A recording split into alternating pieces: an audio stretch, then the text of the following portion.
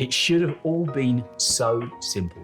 That's why you buy into Apple, right? Out of the box, plug and play. And on the whole, Apple has hardly ever let me down. From iPhones to MacBooks, iMacs and Apple TV, everything's just worked. The same's true for HomePod. Well, at least some HomePods. HomePods, it turns out, aren't all made equal. But I'll hang around and I'll explain later. Out of the box, you'll probably need to do an OS update to 16.3, which takes forever. I'd love to have a port on here of some kind, if only to speed up these downloads and updates.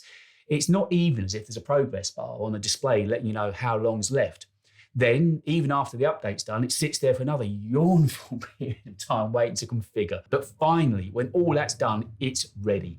Just a bit of a backstory before I carry on though. I missed out on HomePod the first time round. I've always promised myself that if Apple were to ever re-release their large HomePod, then I'd be there at the front of the queue waiting to buy it. I'm almost a perfect candidate for this new HomePod, being an audio man and with both feet firmly rooted in the Apple walled garden. So having the best speaker that Apple has ever made in my lineup makes perfect sense, right? But then I got to the thinking, is this HomePod oddly a speaker second and a smart home hub first? And can the two ever properly meet in the middle, or will there always be compromises to both elements? For about the last year or so, nearly all my TV and living room audio has come via this pair of HomePod minis. For context, my living room's about 5 meters square, so kind of normal size. And I guess they've always filled the room with sound pretty well. I set them up as a stereo pair and the audio's been decent. Not serious audiophile or home theatre quality decent, but decent enough. And replacing a Sony soundbar, which I had before, with this pair of minis, it definitely worked well. Apple TV 4K and the HomePod minis has been good, but the first question I had was, would replacing a pair of HomePods with a single HomePod end up being a backward step? Clearly, a pair gives me far better separation, but with the superior audio from the new full-fat HomePod, the 2023 HomePod, would that be good enough to win out? Guys, it's time for me to ask for a favour. I love bringing you these videos at least once every week, and some shorts, but for that to happen, I really do need your help. For a channel my size, simply subscribing makes more of a difference than you can possibly know. I know you've heard it a million times before, don't get bored, but from me to you, honestly, it is the truth. And if you dump a digit on that like icon, it means that YouTube will pop this video and other videos that I've made out in front of more and more people, and that extra reach helps us to grow quicker. It's as simple as that, and it costs you nothing. What do you get up to on Sundays, by the way? I only ask because I've got a freebie for you. If you'd like to hear from me at the weekend, my weekly free video newsletter goes out on a Sunday. Pop your name on the mailing list, links below, and that way you can hear what's going on in the background with the channel. I'll also chat about who's coming on as a guest on the Minus 16 podcast, which I now co-host all the time with another really cool creator, Alex, from the channel Alex Gear and Tech. Check out our latest podcast here with Michael Soldad from last weekend. And if that's not enough, I'm trying to get a Discord server going as well so we can build our own community. Everything you need to know is below. Right, enough of the shameless but necessary channel plugs. Let's get back to talking more about HomePod. As I said, I've never owned a Gen 1 HomePod, but from what I can gather, it mostly flopped the first time around because of the silly high inflated price and the shortcomings of Siri. At least one of these problems has been addressed now then. Siri, we'll get to that later. The audio was one thing that pretty much everyone liked and agreed was its strong point. Their decision to cut out their losses on the OG HomePod was probably a smart move back in 2021, replacing it and launching the Mini at $99. It did the work most people asked of it, but at a far more palatable price point. It's been so good for them that Apple even showered them with playful new colours over the past few years. Colours, by the way, clearly are not allowed for grown-up speaker lovers like myself. No, we still just get the two most boring, basic, safe colours going. Not black, midnight and white I've got on my HomePod. Although $50 cheaper on release than it was the first time around, it's still higher price and options from both Amazon and Sonos for their similar options. The mesh-covered speaker looks much the same as it did a few years back, with the top display now being larger, but that's about it, and still only with the two printed volume controls on it. That's all you get.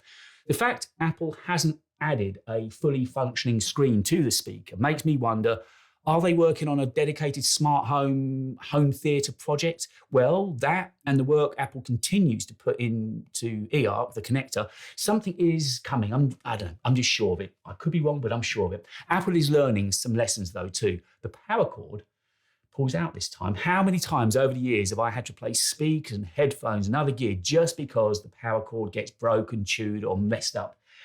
Removable power cords. So Apple have heard of them.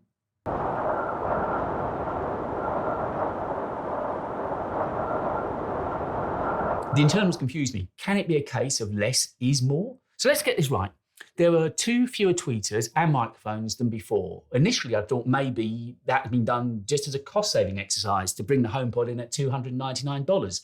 But now I'm thinking it's just maybe the tech has really improved that much since the original speaker was withdrawn. One thing I was keen to hear for myself was the all-new sensor system. Supposedly, this smart speaker will learn my room and will adjust its acoustic tuning automatically and in real time. Personally, some kind of manual EQ adjustments would have done me just fine. Call me old-fashioned, but I like manual sometimes.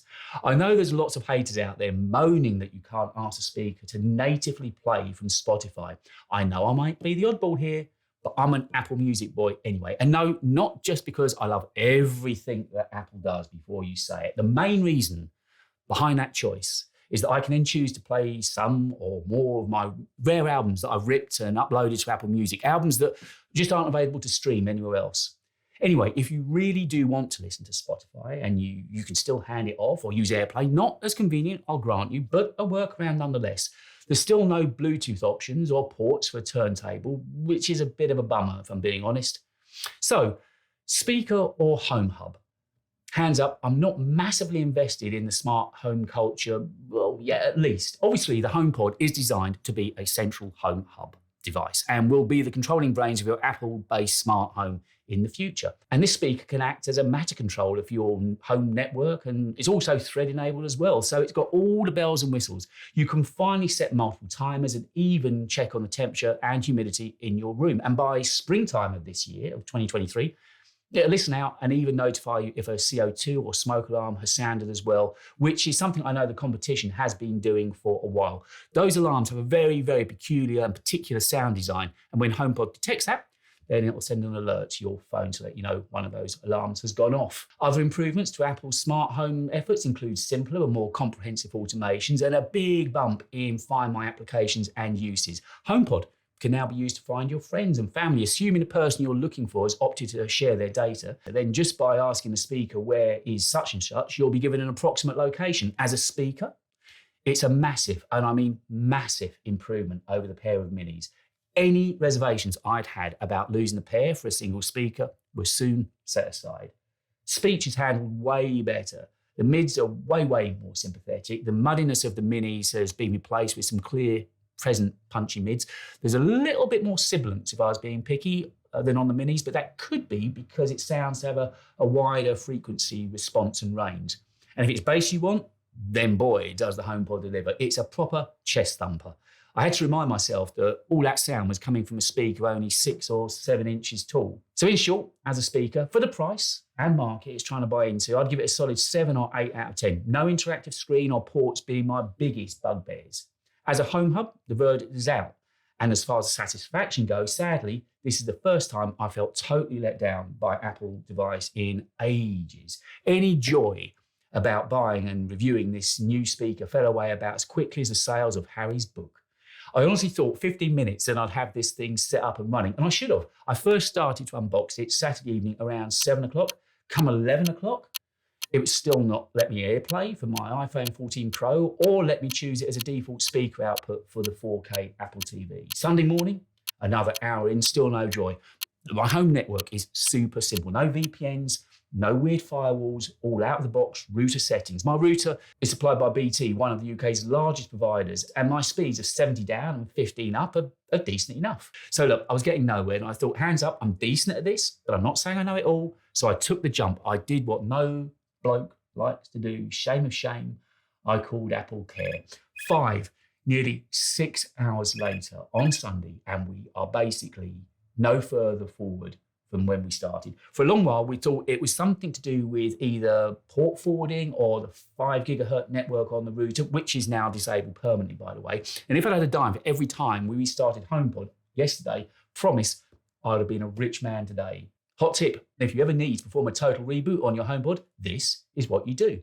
Remove the power cable first of all, reattach it after 10 seconds, wait another 10 seconds, and then keep 2 fingers pressed on top. Wait for the screen to glow white, bear with, then red. And when you hear 3 chimes, take your fingers off, wait, and wait, and wait. And it will finally reboot, and then you've got it completely reset back to factory settings. One by one, we ruled out all of the possibilities, but as recording this video, it's still not fixed. The guy I was dealing with for all those hours on Sunday was faultless. He had the patience of a saint. Nothing was too much trouble. We finally finished sometime, I think after 8 o'clock Sunday night, Sunday evening, and we're now escalating it to the engineers and waiting for them to come back to us. It will AirPlay from my old iPad mini, MacBooks, and 2015 iMac. My iPhone 14 Pro can't hand off to it, which is one of my fave features, and I can't AirPlay to it. And the Apple TV, that won't see it as a default output. So at the moment, I have to set it up as a temporary speaker every time I use Apple TV. We removed the Home app from the phone, we reinstalled it, created new names for rooms, and performed a soft reset on my iPhone. For a time, we thought it was a faulty speaker, and I guess it may still be, but as it works with everything but iPhone and Apple TV, it's unlikely, right? We're both at a loss. Once I hear back from this week and we get it sorted, fingers crossed, I'll let you know what the fix was on a post or even a video. The biggest irony was that through all of this, Siri would even go off for no reason or ignore and fail us when we did need it. And this is Siri at its best? Really? Huh? So here are my takeaways on my HomePod experience. The speaker, keeping in context that it's not a pro-level audio device, that really delivered. Thumping, but not thick bass, with clear and present mids. Great for movie and Apple TV original content, and a much better listen than the mini pair setup. Any worries I've had about single speaker performing better than the pair only lasted moments. I'd have no worries, hand on heart, in recommending this to any of you. For a convenient living room, home theatre solution, it sounds great.